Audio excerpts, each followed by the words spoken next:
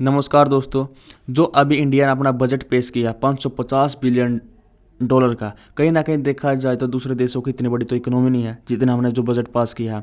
But कहीं ना दूसरी तरफ की हम बात करें, देखो इंडिया ने जो डिफेंस बजट का पेश किया कितना 72.6 बिलियन डॉलर का। इसमें से अगर मैं अमेरिका की बात करूँ, चीन की बात करें, उनसे कितना हम कम है, उनके पैसिंग भी नहीं है। अमेरिका के बजट की बात करें जो अपना जीडीपी का 3.2% हिस्सा क्या है डिफेंस के ऊपर यूज करता है, या मतलब बात करें 801 बिलियन डॉलर। चीन की बात करें 293 बिलियन डॉलर। थर्ड नंबर पर आता है भारत। भारत कितना 76.6 बिलियन डॉलर डिफेंस पे अपना क्या है यूज करता है। और अभी जो डिफेंस बजट पास हुआ, जो पिछले साल से 13% जो इंक्रीज देखने को मिला, बट फिर भी क्या है इसके अंदर मोस्टली जो पैसा कहाँ पे यूज किया गया, पेंशन और सैलरी देने के लिए। क्योंकि हमारे दिमाग में ये आया था कि अभी जो सरकार अग्निपथ स्कीम लेकर आई है, तो उसके बाद तो क्या सरकार जो परचेज कर रही है जो मॉडर्न वेपन के ऊपर क्या हम यूज़ कर पाएंगे। बट कहीं ना कहीं देखा जाए तो इसके अंदर भी क्या मोस्टली जो पैसा ज़्यादातर पेंशन और सैलरी के अंदर चला गया है।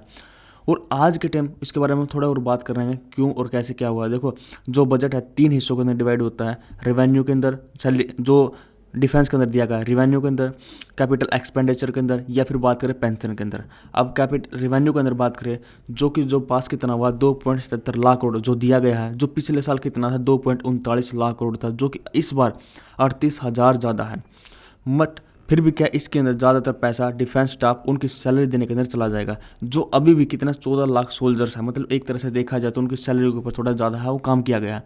या फिर बात करें इसके अंदर जो इंफ्रास्ट्रक्चर के मेंटेनेंस के अंदर, कंस्ट्रक्शन के लिए, या जो रोड ब्रिज जो बनाया उसके अंदर भी पैसा वो चला जाएगा। दूसरा होता है कैपिटल एक्सपेंडिचर। ये सबसे अहम, मतलब एक सेना को मजबूत करने के लिए पैसा होता है। इसके अंदर जो फाइनेंस मिनिस्टर ने कितना दिया गया 1.62 लाख करोड़ जो दिया गया है, जो पिछले साल कितना था 1.52 लाख करोड़, जो कि 6.5% से ज़्यादा दिया गया है। बट ये क्या करता है, जो कैपिटल एक्सपेंडिचर होता है सेना को मजबूत करने के लिए जो पैसा दिया जाता है, क्योंकि इसके पैसे से हम क्या करते हैं वेपन्स को, एम्यूनेशन, फाइटर प्लेन, ये जो वो चीज़ें खरीदते हैं। पर जो तीसरा है पेंशन, इसके अंदर जो पैसा कितना दिया गया 1.38 लाख करोड़, जो पिछले साल कितना था 1.19 लाख करोड़।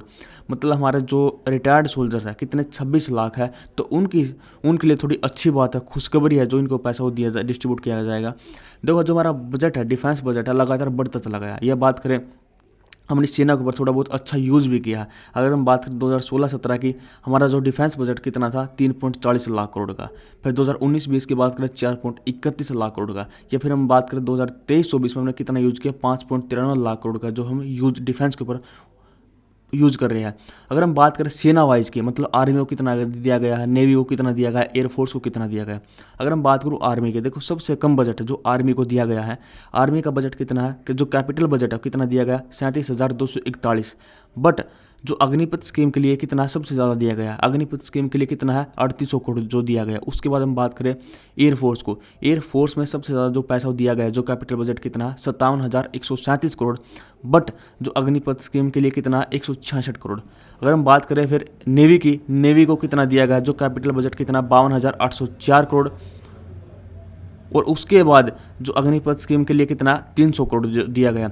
बट आप यहाँ पर 2022-23 का जो कंपेयर कर सकते हो, 2021-22 में कितना था उससे आप थोड़ा बहुत कंपेयर कर सकते हो।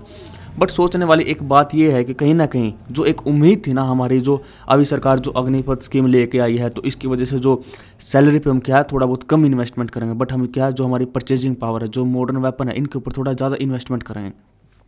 क्योंकि आज के समय देखा जाए तो जो चाइना का एक तरह से जो एग्रेशन बढ़ रहा है, तो इस समय क्या करेंगे, तो अपने जो डिफेंस का बजट हम थोड़ा और बढ़ाएंगे। मुझे भी थोड़ा उम्मीद थी, कम से कम देखो वही बात है, कम से कम जो डिफेंस बजट है कम से कम 100 बिलियन के डॉलर के आसपास जाएगा ना, तब जाके पता लगेगा हाँ कुछ बजट हमने पास किया।